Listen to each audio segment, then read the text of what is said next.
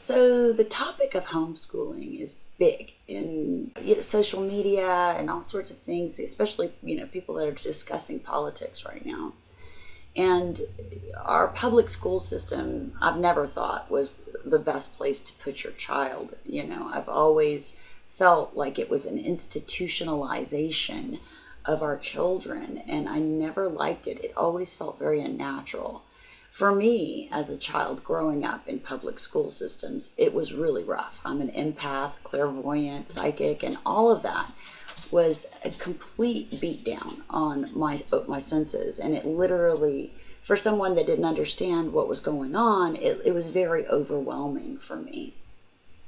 And the environment in general is not good. But besides all of that, what our children are being taught isn't always what we want to have taught to our children. People are imposing their own ideas and ideals and concepts on our children, and a lot of us aren't liking it.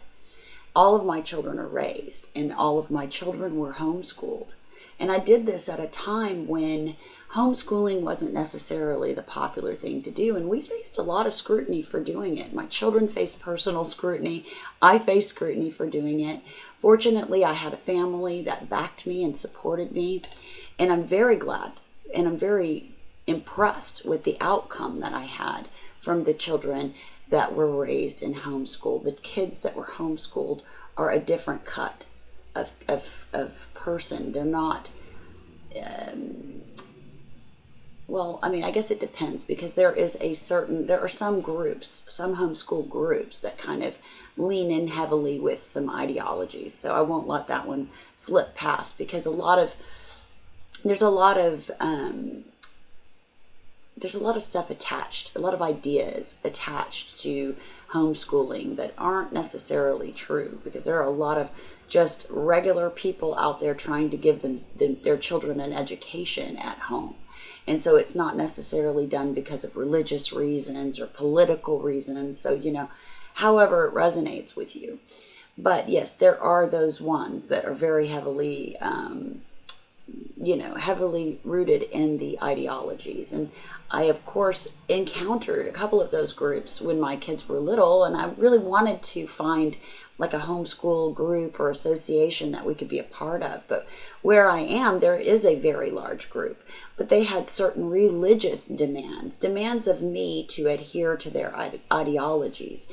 I had to literally capitulate their ideologies. And so I decided to not be a part of that group. I mean, why would I, avoid public school to encounter another form of that same, energy? So I decided to forego even trying. I did do a couple of those groups, and they were very odd, very, very odd. And so I just didn't feel right. It didn't feel good, And so at the time, and this was 20 years ago, it was difficult to find a group. Now, these days, it might be a lot different. You might be able to find people that are, free of these ideologies and crazy things, and independent groups. But at the time, it was quite different. So I went ahead and forego the idea of doing that. And I found other groups, just extracurricular things that they could do. So we did, baseball and soccer, and they were heavily involved with a local martial arts group, a judo group, which, taught them a lot. And it was very good for them because it was physical. And you know how I like to say, these boys, they like to be physical. A lot of them do. And so I found the things that good outleases for them where they could be social. And I feel like that was just a platform for them to, meet people and become part of society in a different way. And my twins, boy, I'm gonna tell you what, their being homeschooled was not anything that hampered their social lives in any way, because they would go out to these social things, soccer and judo, and they'd be invited to parties, they'd meet people, you make new friends, and because of social media, they were able to keep up with them. And so they were able to, make this network of friends, and they had friends at all of the schools, all over town. And, so they had no problem with being social and are not being involved with a homeschool group. It's just, you have to look for alternative solutions and ones that fit your your child. It's not a one size fits all type of situation. And then on top of that, there are different curriculums, online curriculums that you can use, and then there are curriculums that you can buy that are, paper and pen curriculums. We used the online curriculums, and we used a couple of different programs, and it was wonderful. It was great. I do have to say that, kids are not going to want to be sat down in front of a computer for 3 hours straight. So what I did with them is that we do, just a couple of things. We do a 30-minute assignment or something, and then we'd go on and do our thing, and we'd discuss that assignment. And we worked with it on a much slower pace, but I think that we still stayed on pace with the people in public school. And like I said, they had plenty of influence and people coming in and out that went to public school. So I knew where they were with regard to, their friendship circles. So I was really able to keep an eye on that and track it and see how things were going with as far as what they knew, and if they were, intellectually on board. Now, intellectually and education aren't necessarily the same thing. And my kids have had a very deep education in being intellectual and what that means, and how to, expand your thought and go out and discover new things. And, they have really learned how to learn on their own and to find an interest in doing so. And I think that's a huge difference than, putting down information and just being forced to use your rote memory, because when something's meaningful, it is likely that it's going to stay in your memory longer. So I have so many good things to say about homeschool, and if you do it and you do it right, it can be an absolutely positive experience for your child. And like I said, I've done 3 of my own children, and 2 of them were twins, and the twins were not easy because doing 2 at the same time is not easy. And the older one was so much more inclined towards, reading and that sort of thing. So he was a little bit easier. But the oldest one did get accepted into a college.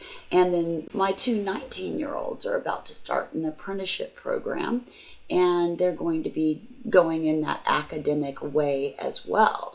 So a lot of colleges have, standard exams for people that have been homeschooled. It is not uncommon these days. So acceptance into college isn't difficult as long as your child has the knowledge to be able to pass their standardized tests. And it depends on the college as to which test they use, and of course your state. But this is something that it's doable, folks. I did it 20 years ago, and I just finished up, like 2 years ago, I, finished up my homeschooling stint. And, as they got older, my involvement became less and less. And so their education is something that they pursue on their own, and they continue to adventure and find out new things. And they come up there and they tell me all the time new things that they've learned, or they sometimes just school me all together, just be like, boom, you got it wrong, lady. This is the facts. I love it. I love it. I love it. I love it. And they have escaped that programming institutionalization of the mind and of our children. And I just think that things have just gotten way far out of control from when we started our first school and we had a little schoolhouse with a few kids in it. Now we're looking at institutions with hundreds, if not thousands, of students all in one place, and it's just not good, y'all. For so many reasons, it's just not good.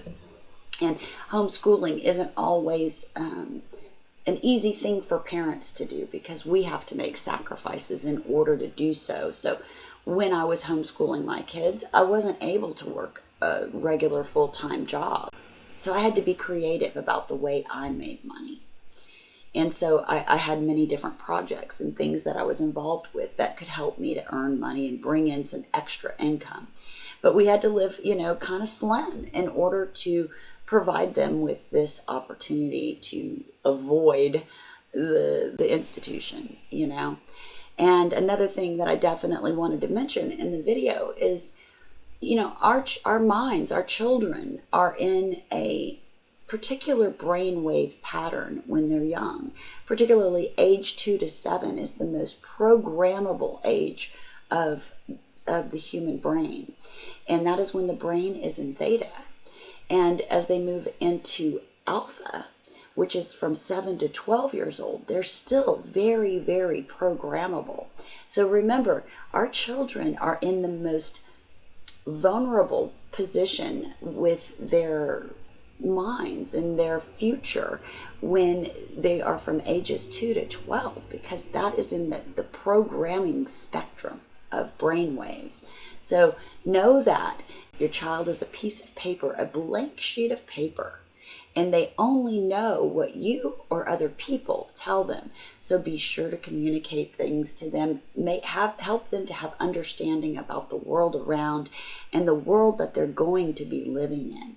And if you decide to homeschool your kid, I give you a thumbs up. I support you wholeheartedly. And if you have any questions, please feel free to contact me. Y'all can find me on Twitter at Crystal Clearings, which I think it's at Crystal Clear DFW on Twitter. And then, of course, I have my community section here. So feel free to comment below, community section or Twitter. I'd love to hear from you, and I'd be happy to answer any questions you might have. All right, guys, I wish you the very best. Take care.